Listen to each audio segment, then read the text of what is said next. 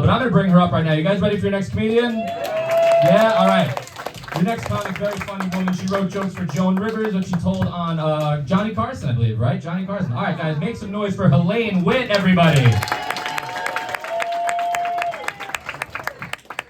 Let's give it up for our host and all the comics tonight.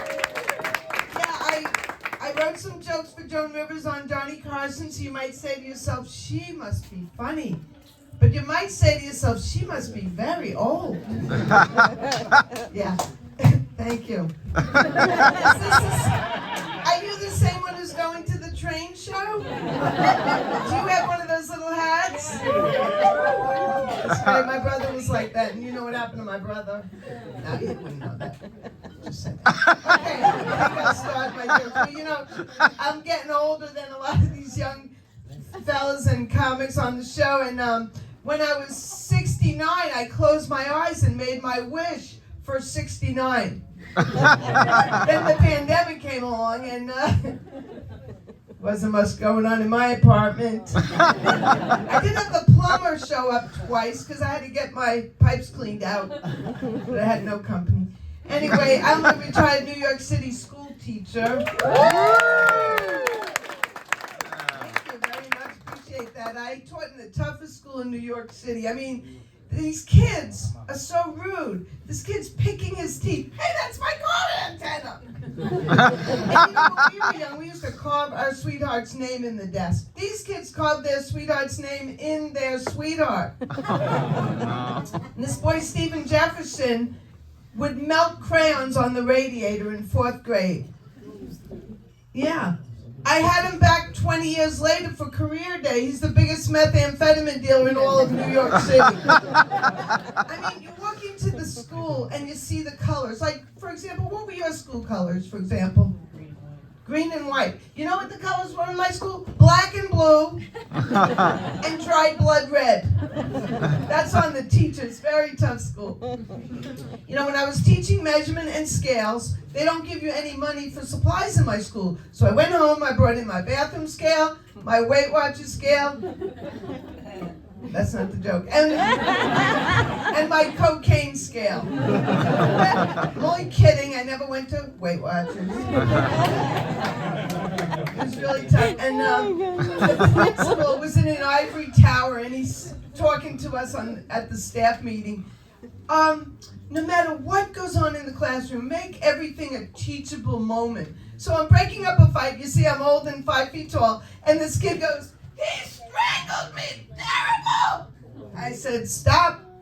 You're using your adverbs incorrectly. He strangled you terribly. This is a teachable moment." It's crazy.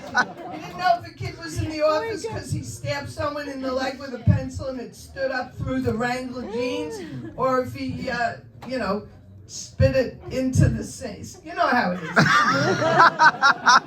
Like, you never know what are you in for, you know? Really bad things or just, anyway. But I'm getting older and I tried to go on Zoom for comedy class every day. We get it every day, comedy class for 3 years. And you know, when you're looking at Zoom, is there anyone who doesn't know what Zoom is? Well, anyway, so you do. So at Zoom, and you have to make jokes because it's comedy class, but also because you're staring at yourself. And I used to say I have pound signs here, I have parentheses here, I have exclamation points here. I could lay down, you could send a text message on me. But now, after all these years, 3 years of comedy school on Zoom, these exclamation points look more like an accordion. I mean, everything's going. Now I have 4 parentheses. So, yeah, it's okay. It's humor. But I'm losing my hair, but I know where it's going. It's going to my knuckles. You heard of the information age? I'm headed for the inflammation age. I have a cuckoo on my biological clock. Its wearing depends. You have a million of them. But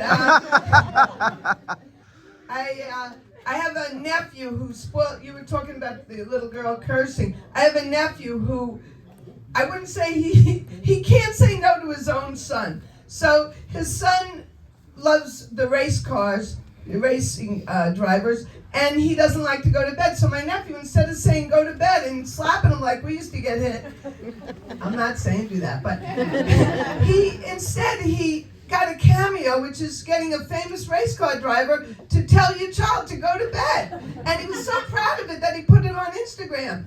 So the race car driver says, you know, Noel, you really have to listen to your father and go to bed on time. My father was in a race and he crashed his car into the wall and he died that day. Do you know why he died? Because he didn't listen to his father.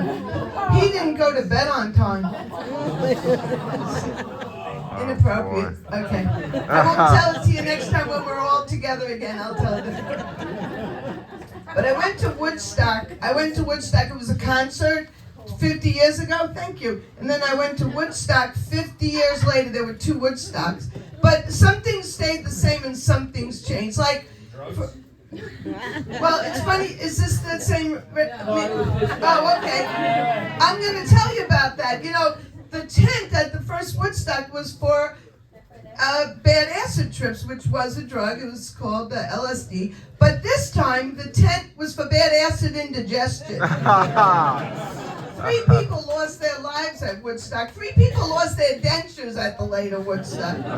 And we had a VW bus, and the sign said, "Don't come a knockin', this band is a rockin'." This time it said, "Don't come a fussin' till I've had my Robitussin." Well, thank you, everybody. Have a great night.